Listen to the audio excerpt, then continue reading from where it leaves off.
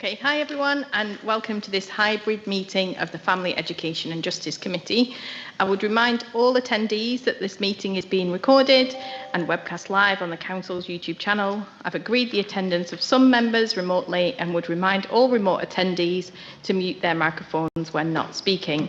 For any members of the public watching, please note that all committee reports, including details of specific recommendations, are available on the Council's website. Do we have any apologies or substitutions? Thank you, Convener. We have apologies from Councillor Proctor with Councillor McLaren substituting, Councillor Bell with Councillor Bray substituting, Councillor Boyd, Councillor Duff with Councillor Clark substituting, and Canon Tom Shields, Church Representative. Thank you. Do we have any declarations of interest or statements of transparency? No. Okay, great. And the first one is the minutes of the previous meeting. Is this agreed? And then the minutes of the staffing subcommittee. Is this noted? Thank you. So we're going to start today with a special presentation. So I'm very pleased to welcome Ferryden Primary School and Strathmore Primary School, who are going to be presenting on the young leaders of learning and the work that they have been doing. I'm really pleased that you're with us today in person, so that's really great, and I'm looking forward to hearing from you. Are we all ready to go?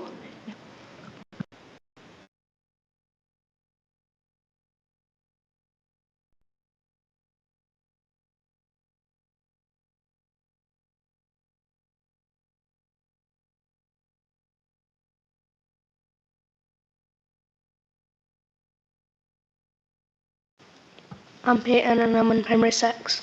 Hello, my name is Eden and I'm in Primary 6. Hello, my name is Fraser and I'm in Primary 6.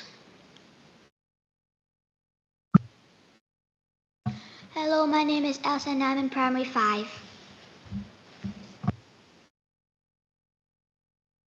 Hello, my name is Brody and I'm in Primary 6.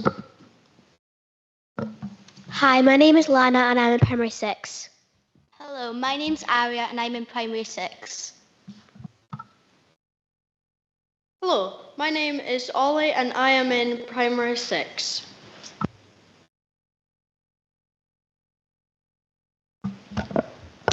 This year, all of our teachers and head teachers have been continuing their learning on high quality learning and teaching led by Shirley Clark.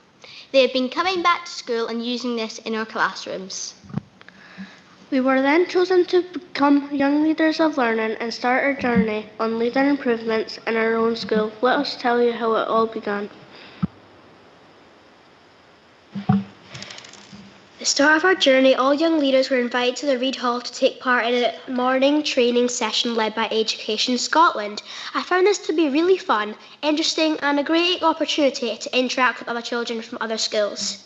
Part of our training included working with each other to draw pictures of what the role of a young leader was. We thought a young leader needed to be responsible, Kind. a good listener, Confident. Helpful. Observant. respectful. Prepared. We then worked with our partner school to agree on a focus for our visit. This then led us to us deciding on the questions we were each going to ask. This gave us a focus to come back to our own schools with, ask the questions and seek feedback in preparation for our visit. We did this during assembly as well, visiting individual classes.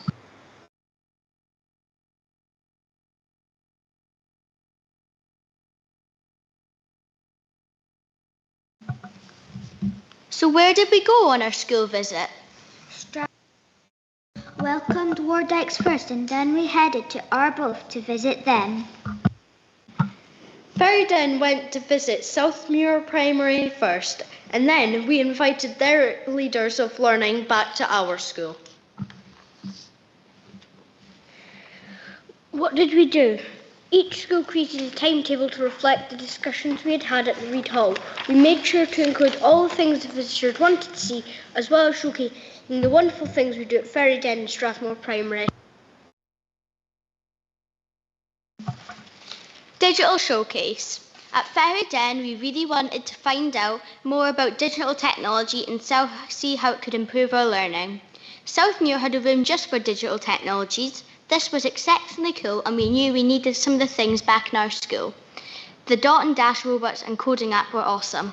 When Wardex came to visit Strathmore, we really wanted to show them all the different opportunities we have to learn. So we took them for a school of football taster session.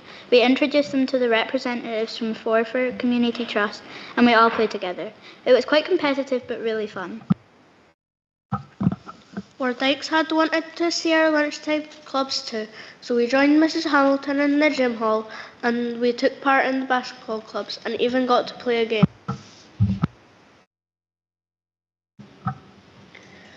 An important part of our visit was having time to play together outside and see how each school ran their playtimes. At Strathmore, we are developing play both indoors and out, so we were really keen to see what playtime were like at Wardex. We got some great ideas that we could take back to school. When we visited Southmuir, the first thing we noticed was how big their playground was. There was so much open space. Although we have a smaller playground, we enjoyed sharing with them the different things we had, such as Liz Park's play equipment, our outdoor reading shed, and our basket and netball hoops. Outdoor learning.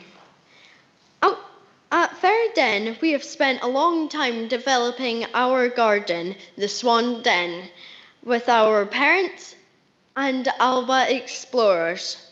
We are lucky enough to have a pizza oven, polytunnel, and fire pit.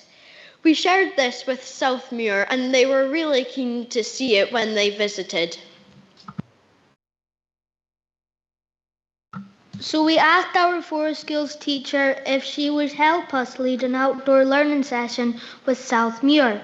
However, the weather did not agree with us that day, but that didn't matter, because we made great use of our outdoor classroom and soon got the fire pit up and running, making our own bread twists, s'mores and hot chocolate. It was great to share our learning and skills with Southmuir. And now a forest school teacher has offered to visit Southmuir to lead a session with their learners in the summer term. It was really important that we got to meet as many learners on our school visits. Both schools set up pupil focus groups so everybody could share their voice. It was at these groups that we asked the questions we had decided on at the Reid Hall. By doing this, we got even more information that we could take back to our own schools to help us improve. What we found out from speaking to the children was how much they liked their teachers and how much they liked their own school and how respectful they were about the teachers and other adults who work there. Our teachers at Strathmore are brilliant, and we wanted our Wardex friends to meet them. We got together in the library, and our teachers were asked how they meet the needs of our learners. Our teachers shared lots of examples during this focus group. The teacher group at Wardex was really interesting. I loved hearing their point of view and all the things they had in their classrooms to help their children learn.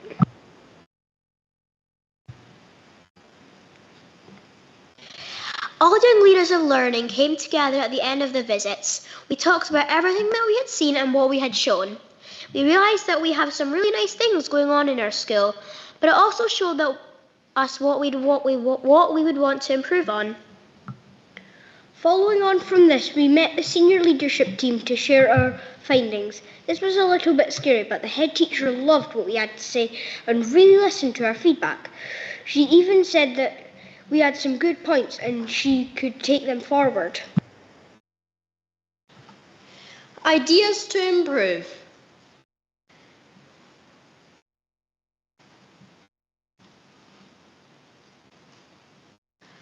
Ideas to improve our own school. Our next steps are a really important part of our young leaders of learning journey.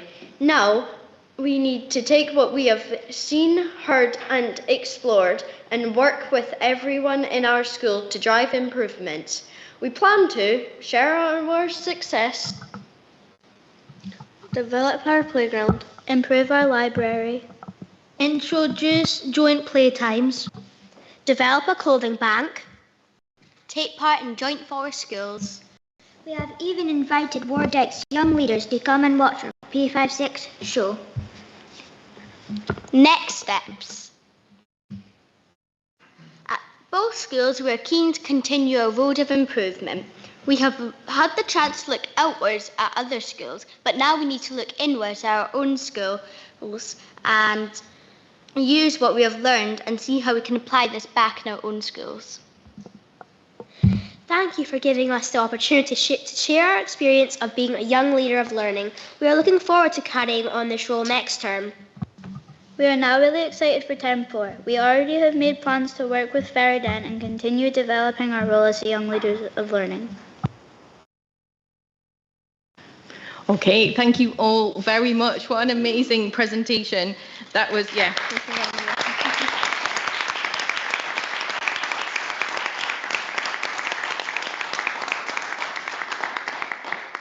So that was really, really brilliant to hear from you and all of your thoughts and the journey that you've been on so far. And now we have an opportunity to ask you some questions about it as well. So I'm just going to open it up to see if anyone's got any questions. Yep, do you want to go, Councillor Whiteside? Thanks, Convener, and thanks everyone for coming along. That was really interesting.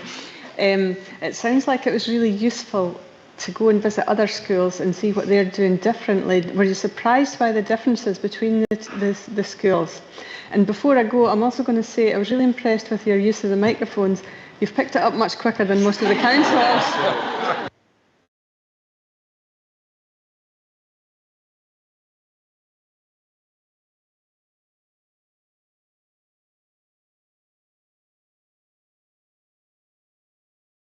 Yeah, we were really like.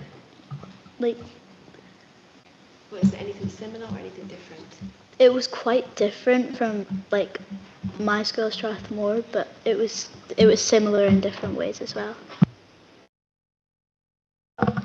It was also different because in the school we visited, Southmere, they had a much bigger school, so they had different rooms which they used for different purposes, where we have to multi-use rooms. Like our library is also where we play instruments, but for them they had just special rooms dedicated to things. Like they had a digital technologies room, they had like a music room, they had plenty of rooms for different purposes. When you're going to Wardykes, you're upstairs first, and then when you go downstairs, you're in the bottom.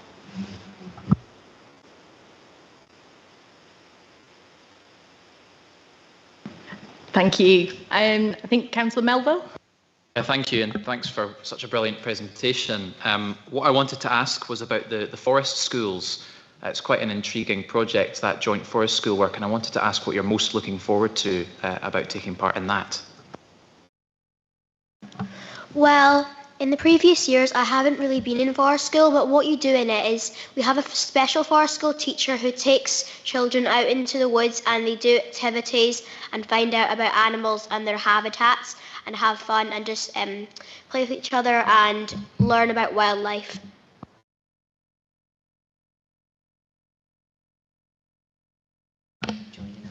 We're looking forward to joining up and seeing everyone together doing a forest drill together, because normally we take classes. It's not normally a joint thing with everyone there. Okay, thank you. And Councillor Clark. Thank you, Convener, and hello everybody. Fair chuffed to hear young people again showing us the way. And before I ask my question, I'm just going to say a couple of things, Convener. When I hear young people, and I would refer to them as bairns and young teenagers, as soon you will be, when I hear the words confident and helpful and respectful, it moves me close to tears. Because when I remember my school time, it was none of these things. I never remember being helped by anybody, and certainly not respected. So, chuffed to hear that. And when you speak about pupil focus groups, again, wonderful, and you are so focused on what you did today. So I'll ask my question, Convener. When I read about your clothing banks now, there's people that would kind of like to be involved in things like that. So I'm just wondering what your thoughts are on the need for a clothing bank. Who would need those kind of clothing? What does that mean? And in terms of the planet, that's a second part of my question, and I'm sure you're going to be able to answer me. How good is that for the environment? Thank you. It's really good for recycling clothes, and we just want to help people who don't have as much clothing as us. And we just want them to, like, they might not be us like us, and they might not have as much clothing. So we just want to help as much people as we can and make people's lives better. We also have food for people as well, because we know not some people aren't as fortunate as us and don't have as much things. So we have a clothing bank and we have the food bank, which is donated by Aldi and Lidl. Remind you about the environment. Could somebody think about that, the planet?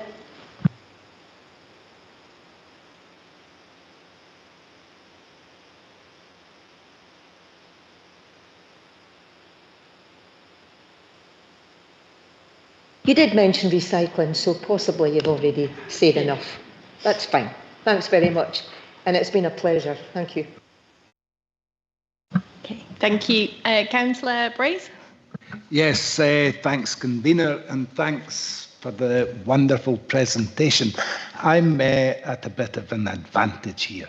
This time last week, we were all sitting here enduring the Angus Council special budget meeting. And coming out of that somewhat weary, I was lucky enough to be able to attend Ferryden Community Council, where almost without exception, the meetings are attended by pupils of Ferryden Council, Primary School who give the Community Council a school report. And it's always greatly appreciated, and very often everyone at that meeting agrees it's the highlight of the meeting. So I've heard some of this before about the young leaders of learning. You know, when I was a child, and that's quite some time ago, it was on the sort of back end of a time where people considered that children should be seen but not heard. That's 50 odd years ago, more than that now. But when I joined this council and this committee only 9 years ago, it seemed to me that the policy was that children should be neither seen nor heard at this committee. It seemed that children were excluded from what is the most important committee that this council has. And how wonderful it is that nobody on this committee would ever think of that now, that we should hold meetings and the last people we wanted to see and hear was children. If anyone in this committee articulated such a thought that children shouldn't be here and shouldn't be involved, well, they would be considered absurd and ridiculous, embarrassing, and it would be really quite disturbing to hear such an idea articulated.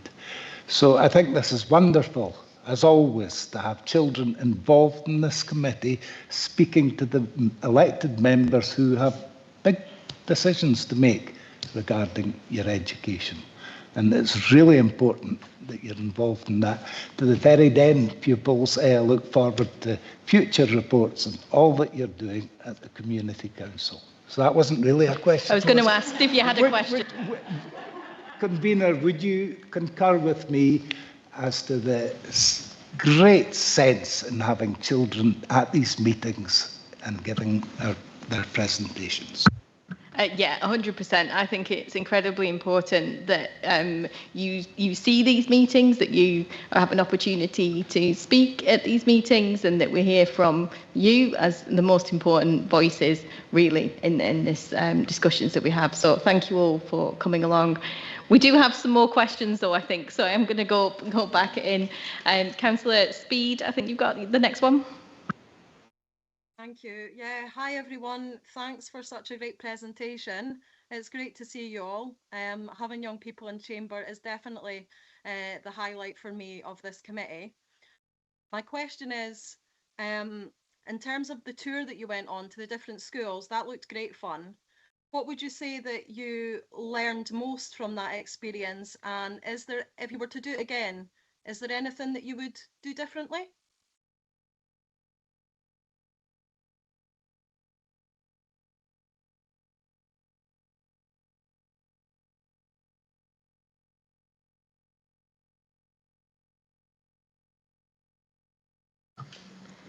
We do want to see more schools. We would also like to extend our trip and maybe join in more with what they were doing at school rather than touring and having questions, more like seeing it for ourselves. We'd like to go to Ferrydown and see what they do. We'd like to do the same and visit Strathmore too. Brilliant, thank you. Thank you. And Councillor Devine? Thanks, convener, and thanks very much, all of you. I really enjoyed it. In fact, at the end of it, I thought, I'm not sure that I have any questions because you seem to have answered them all. You were really thorough with all what you were doing, what the next steps were, how you were going to go on. But one thing I was really interested in for Strathmore, you said you had a meeting with the head teacher. I'm sure that wasn't scary, really. Did she take any of these things forward with you that you'd put to her? Yes, I think she will take them forward. Any particular ones?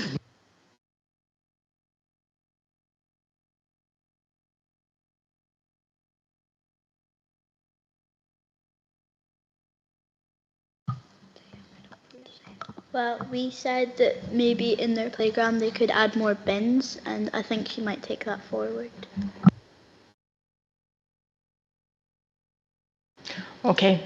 Thank you all very much for the answers to those questions. I think it's given us a lot to think about as well, and I'm really looking forward to hearing more about the next steps that you mentioned as well.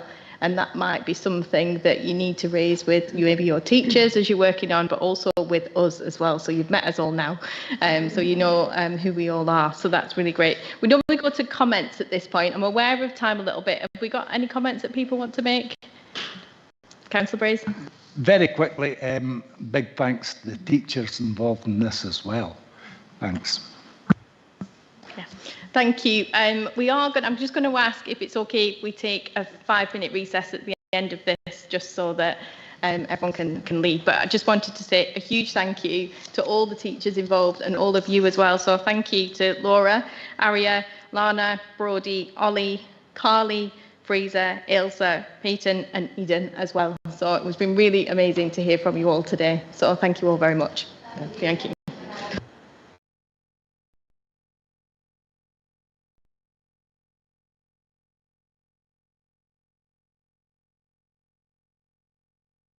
So we're just going to take a 5-minute recess.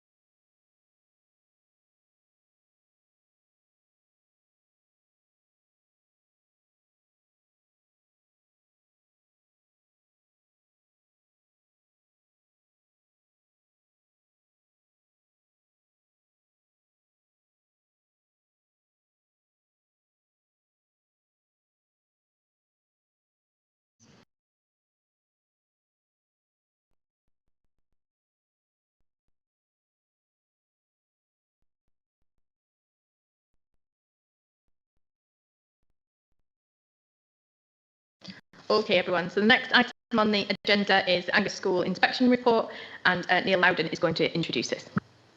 Yeah, thank you, Convener. Good afternoon, everyone.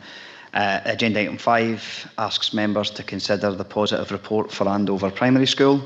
The report was published by His Majesty's Inspectorate for Education before the end of last term, and a summary of the report can be found in Appendix 1. It lists both the strengths and areas for improvement identified by the inspection team, and we've been joined today by the head teacher, Fiona Hislop, in the chamber, and she'll be happy to take any questions. Convener, thank you.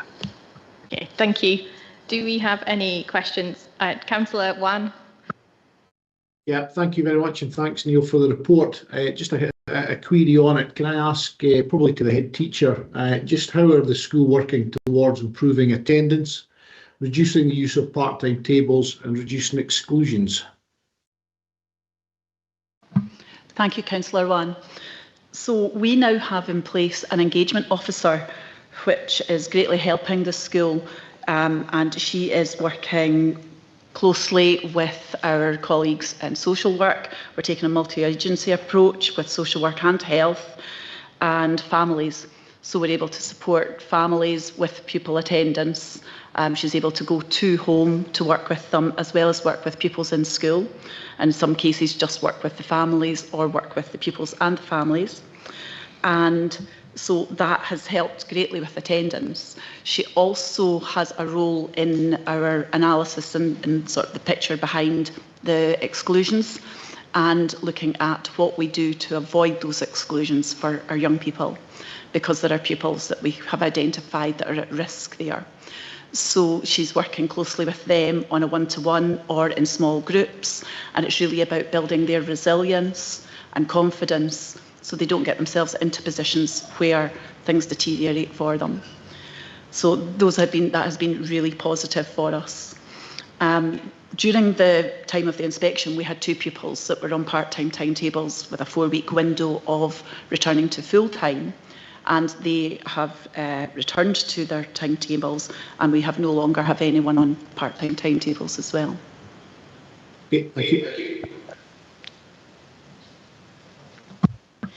Thank you. Councillor Devine. Thank you. Thanks very much, and congratulations on this lovely report. One of the things that they did point up was a need to concentrate on listening, talking, taking turns, and I just wondered if you'd like to tell us how you're dealing with that, because it's so important, obviously, but I'm interested, having done some of this myself. Thank you. Thank you, Councillor Devine. That's actually one of the areas that we identified on our school summary self-evaluation as an action for us to take forward, and we have a plan to move that forward next session in our school improvement plan, talking and listening, actually working with Ferry Den Primary School as well, because they're a little bit ahead of us there.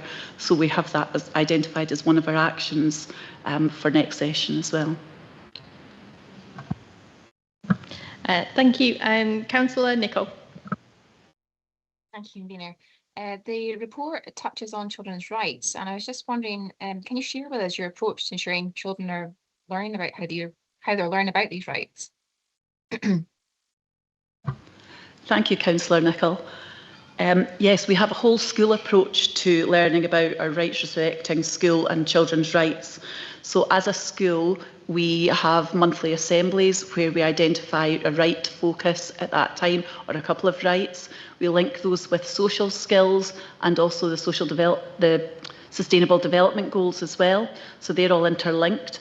And as a school, then the teachers and classes develop that with their pupils, and the young leaders of learning also have a role in leading that at area assemblies with the pupils as well. So our pupils and families understand and have their rights shared with them monthly as well. So they've got that ongoing picture for them. Thank you. Councillor Beattie. Thanks, Convener. We know that Andover work well to support inclusive classrooms. Could you maybe tell us a wee bit about what a good one looks like framework? Thank you, Councillor Beattie. Yes, it's our WAGL, What a Good One at Andover looks like. We've developed these with our junior leadership team, and when they've been doing pupil focus groups with myself, we've looked at what things the children think are good about their lessons and what things they think they need to do more of in their lessons. And we've developed that 4-part lesson on the introduction, the structure of the lesson, the feedback, the pupil's role within that lesson, pupil's role for feedback to staff as well. So the children have had that input alongside staff as well. So we've developed that with a focus around literacy and numeracy, and that 4-part structure to it has given everybody a clear picture to improve the learning and teaching. Thank you. And Councillor Stewart. Thanks, Convener. Yeah, just a couple of points. In the inspection report, I noticed reference to rainbow rooms. I was going to ask what that is actually, and also I note that it says children's contribution to the wider life of the school and community is helping them apply the skills they learn in class. So the question is, what community links have been made in Brechin to support this? Thank you. Stuart. Yes, our rainbow rooms, so in Andover we are the specifically resource school for Brechin, and as a result of that we have additional support needs, teachers and support staff to support some children with a greater level of additional support needs. So our rainbow rooms at the moment, we have purple, blue and green rooms, and children can work in these rooms for all of their week, part of their week, part of their day. It varies depending on the need of the children. And they work alongside their mainstream classes as well. They're part of the school, so they're part of our playground, they're part of our whole school activities as well, so they're supported with a greater level of support in class, but are part of the school as well. Moving on to the wider school community, we're very fortunate in Andover as the location of the school, because right across the road from us is the Crickety. So we have the Crickety right on our doorstep that we're able to work in partnership with, as well as lots of local businesses nearby. We've got a number of families that are associated with the businesses which help us too, as well as working with Brechin Community Football Trust at the moment, and Scottish Football Association have led something called Learning Through Football that we're working in partnership with them just now. We also have a community supermarket at Jars as well, that's in line with the Brechin Community Football Trust. And in school we have our own community cafe, which everybody's very welcome to join. And the community cafe runs on a Wednesday afternoon monthly, and the primary 6 pupils lead that. We have opportunities for other classes to have share different parts of their learning as well. And also during the term, once a term during the school year, we have our Stay, Play and Learn sessions where families and the wider community are also invited into the school. So it works both ways, as well as pupils attending and visiting other areas in their community. They have the opportunity to visit us in school and work with us in school. Thank you. Thank you for those answers. And I know that we're obviously here discussing the inspection report, but it's really great to hear from the presentation we had earlier, and also the answer just now about some of the roles schools play in communities beyond just what people traditionally think of schools doing. So that's really great. I think that's all the questions. Is there any comments? Oh, Councillor Speed. Yeah, thanks. Sorry, I was maybe a bit late in getting my hand up. It was a question, if that's still okay. If not, I can ask out with the meeting. It's okay. Yeah, it was just coming back to the engagement officer role, and I just wondered kind of what the link between the engagement officer and the support for learning team within the school, how that matches up, and what happens if that bit of work with a young person triggers the need for more resource. How is that kind of monitored and measured, and how easily is it to put additional support in place? Thank you, Councillor Speed. Because of the organisation in the school that I have control over how I manage and direct the additional support needs, I can be really flexible in that. So, for example, there are some children with additional support needs in mainstream classes that receive some support from there. However, it may be that they also access the rainbow rooms. So I've got a level of flexibility that I can. Our engagement officer works as part of within our school team. She's also works closely with one of my principal teachers. So that's how we direct her work, how we ensure that we monitor that it does have an impact and that we're getting to the right children as well. We can work closely. So when we're having to work with other agencies, for example, she has that role within it too. It's quite seamless because we're all working in the same building together as well. Okay, that's great. Is there any comments? Oh, sorry, Councillor Brace. Yeah, this maybe is a bit of a question, but I note at the bottom of page 12 where we have the wee table there with the Inspectorate's report. So for staff skills, knowledge, values and deployment, very good. Learning, teaching and assessment, good. Nurturing, care and support, very good. Children's progress, good. This is a good report. But I'm thinking, if you've got the values and the skills and the knowledge and deployment, very good. And the nurturing, care and support, very good. Then the children's progress is going to progress from good to very good, isn't it? And the learning, teaching and assessment, likewise, is going to follow on to being very good. Am I right? Yes, yeah, thank you, Councillor. Thank you. Yes. And thanks for your answers. Okay, thank you. I think that's everyone for the comments on this one. So our recommendation are just to consider the strengths identified in the school and nursery class inspections, the areas for improvement, the evaluation of quality indicators and the expression of confidence for the school inspection and nursery class inspection. So I just want to congratulate you on the report and please take that back to all the staff and the pupils at the school as well. So that's for that one. Thank you. Are the recommendations agreed? Teresa.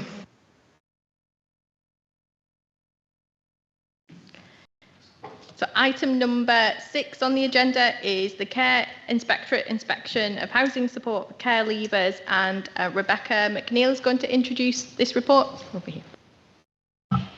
Thank you and good afternoon. I'm pleased to introduce the updated report on the Care Inspectorate's unannounced inspection of our housing support services for care leavers delivered through Horizon through Care and Aftercare Services.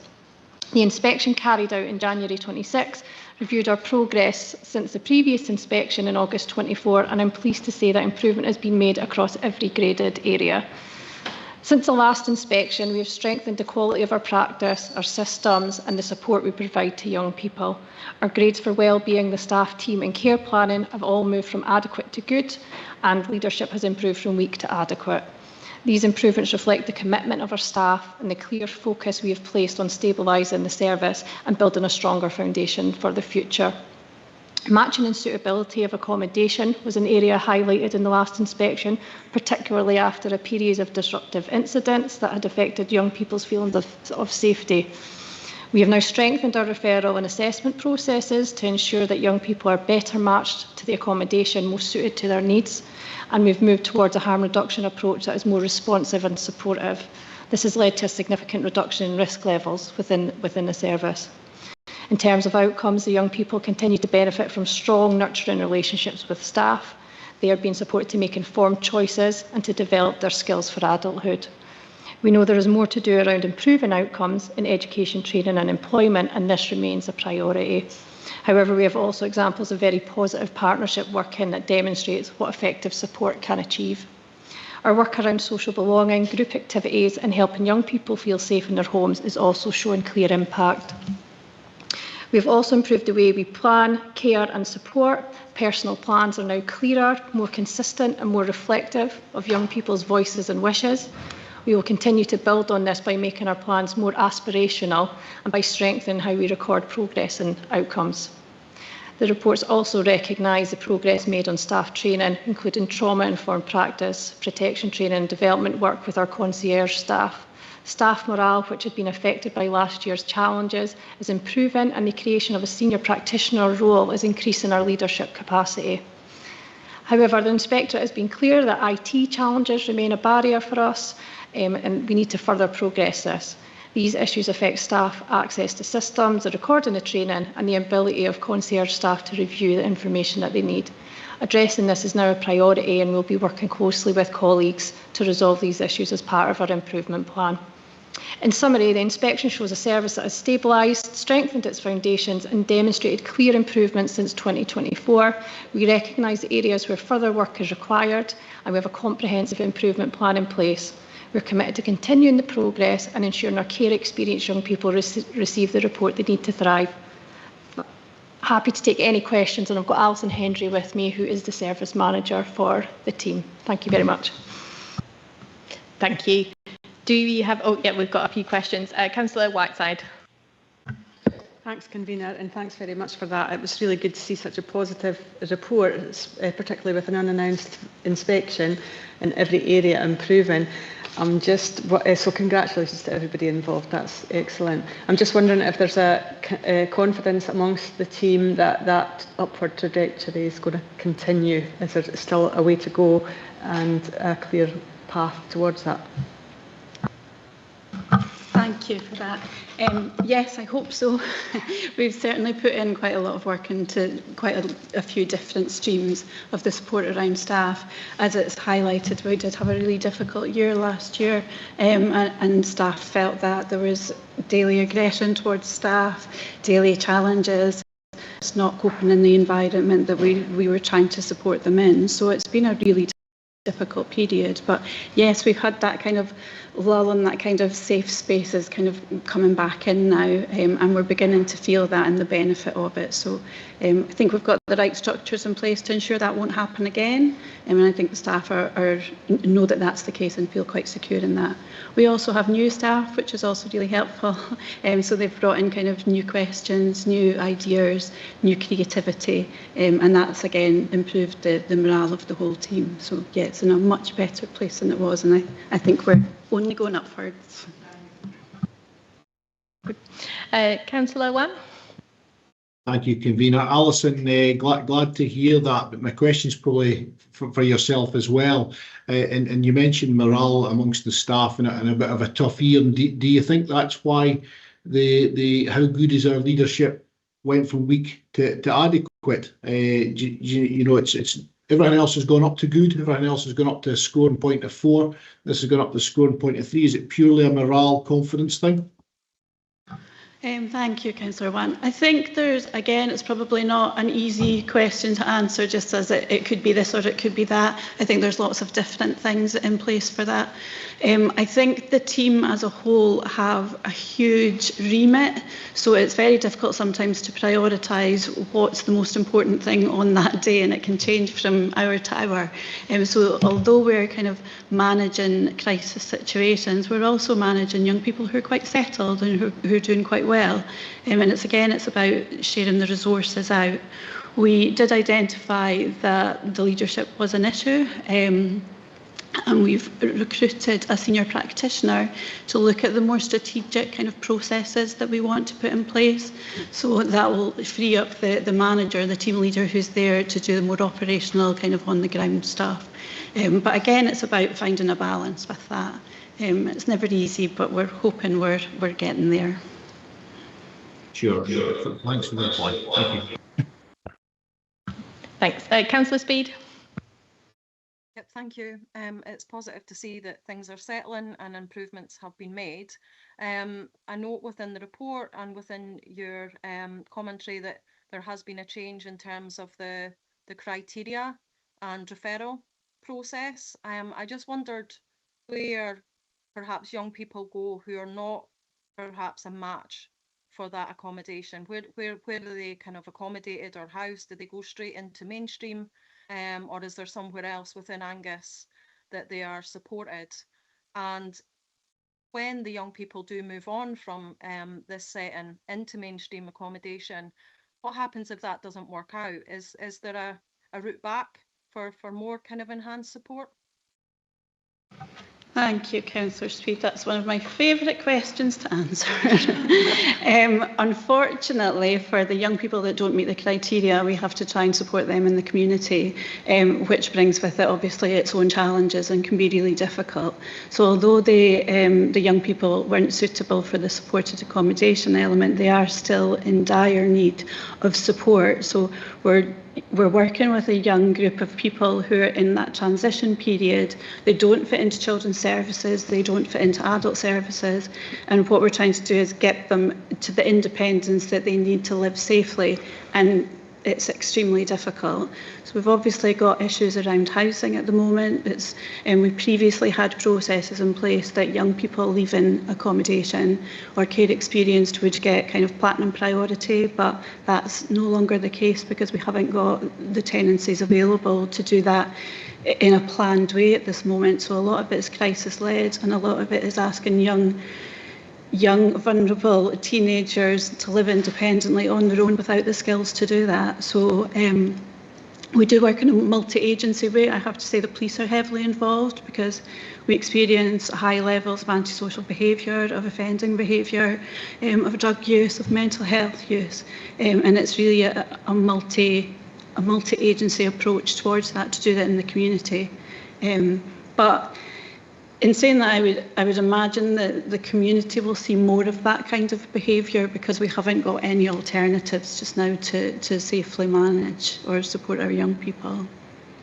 I think probably just to add to that, that what that means is for the Horizon team is a wraparound service as well. So there's a lot of work for the staff wrapping around these children in the community to support them to manage independently. But I think also in terms of our continuing care processes, we're trying to ensure that children are staying in continuing care longer to avoid them going into independent living situations where needs are not being met as well. Thank you. Councillor Devine. Thanks, Convener.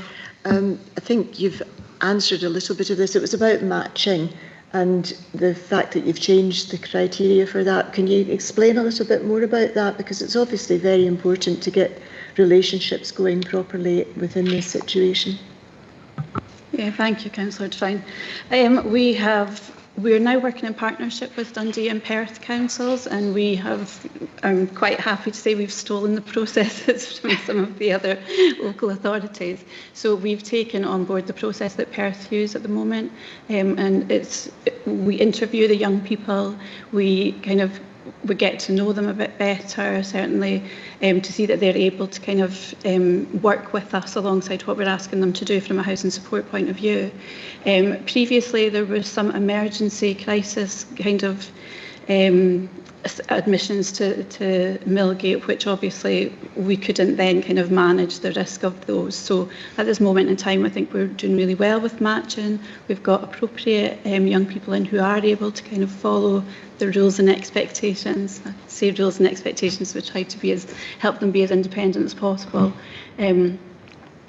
But yeah, and there's an overview of that from different agencies who make that decision at the end. So yeah, the matching process is much better, but again, we would want to continue to kind of improve on that.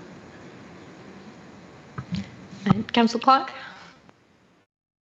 Thank you, Convener. Hello, ladies.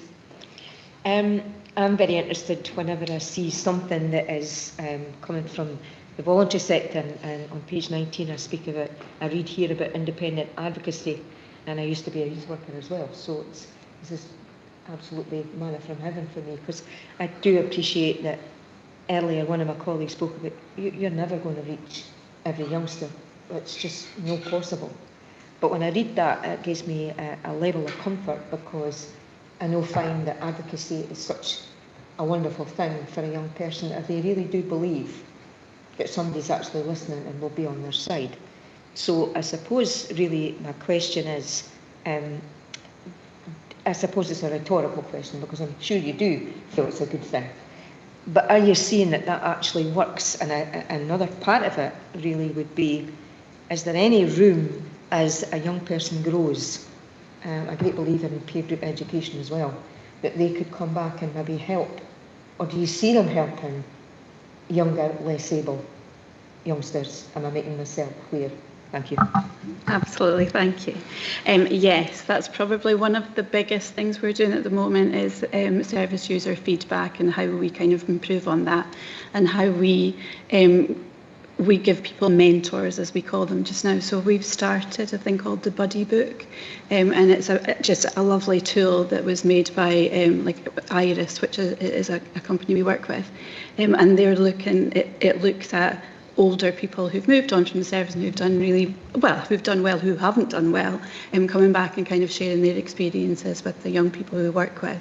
And that's going to be a big part of the group work that we're doing. So again, young people can listen to us and tell us where to get off, which they do on a regular basis, but they'll take information and advice from peers much better than they would from us. So yeah, it's about kind of growing that and making sure we've got that in place for our young people, and that's always an option for them. I think that advocacy is a big thing as well, because we're very proactive with ensuring young people have got advocacy, but that's another role that generally the Horizon staff take on, is that they are the young people's advocate. So it's good to have kind of support with that as well, because I think young people feel really lonely a lot of the time. I think just to add as well, just to what Alison's saying, is we are just about to recruit a modern apprentice for a Promise assistant. And we're looking for hopefully someone with care experience to come forward for that and support those kids who are care experienced, working through with Horizon, and also the children who are still in care before getting to Horizon. So that's in the pipeline and should be recruiting to that in the very near future.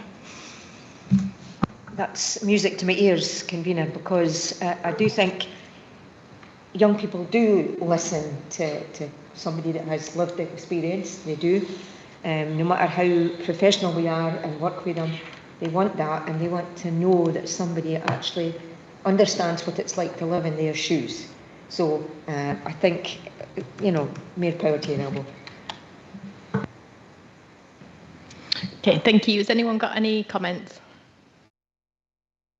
No comments. I think I just wanted to add, it's never easy if there's a report received that needs action kind of taken on it, and this new report reflects the changes that you've done, and those changes are never always easy for people to kind of change what they're doing, and so I just want to reflect that it's reassuring, because it shows that that's been working and that is making a difference. And so continuing with that is important, but it shows that what's been done so far is making a difference. So that's really great to hear. And thanks for those answers to those questions as well today, because it gives us a bit more in-depth information about some of the processes and how things are working as well. So thank you. So our recommendations are to note the inspection findings and agrees that the Director of Housing and Social Work has oversight of the improvement plan. Is that agreed? Agreed. Thank you. The last item on the agenda, item number 7, is Angus Schools for the Future, the temporary closure policy, and Neil Loudon is going to introduce this report. Yeah, thank you, Convener. I gave some context around the change of wording, and it is a technical report. And through you, I'll ask Beth Reader just to provide the key details and take any relevant questions. I would just indulge the young people this afternoon and how excellent they were, and in some high quality learning and teaching you celebrate marvellous mistakes, but I have a mistake in the paper, so I'm just giving you context around that. So I would like to make members aware of a correction in the papers on page 39, bullet point 3 of the second section. We will be removing the words "and placing request," as this was no longer in line with our practice for early learning and childcare admissions. Thank you, Convener. Hand through you to Beth, please. Thank you, Neil and Convener. Agenda item 7 presents a new temporary closure policy for Angus, replacing our previously approved mothballing policy. The new policy has been developed in response to the December publication of updated statutory guidance, which is national, for the Schools Consultation Act. A new section has been added to that guidance, more clearly defining the circumstances where temporary closures may be considered, and the process that all local authorities should follow when bringing forward proposals.